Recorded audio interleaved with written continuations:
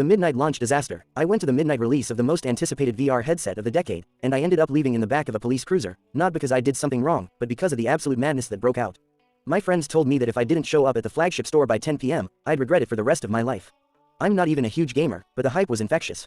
When I arrived, the line wrapped around 3 city blocks. People were dressed in full LED suits, chanting the brand's name like it was a ritual. Around 11:55 p.m., the store manager stepped out onto a small balcony with a megaphone. He started a countdown. The energy was vibrating through the pavement. But as soon as the clock hit 0 and the glass doors slid open, it wasn't a grand opening, it was a breach. Someone in the back yelled, "They only have 50 units." That was the spark. The crowd transformed from a line of fans into a human tidal wave. I was standing near the front, and I felt the air leave my lungs as hundreds of people surged forward. Popcorn buckets from the theater nearby were flying, energy drinks were being sprayed like champagne, and people started climbing over the display shelves. I tried to grab onto a metal railing to stay upright, but the person behind me got tackled by a security guard. In the scramble, their heavy backpack swung around and clipped me right in the temple. My vision went blurry, and I tumbled backward into a display of expensive glass accessories.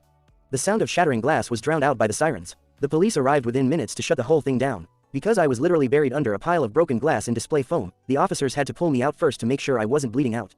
The store was trashed, the launch was cancelled, and I spent my night at the station giving a witness statement instead of playing VR.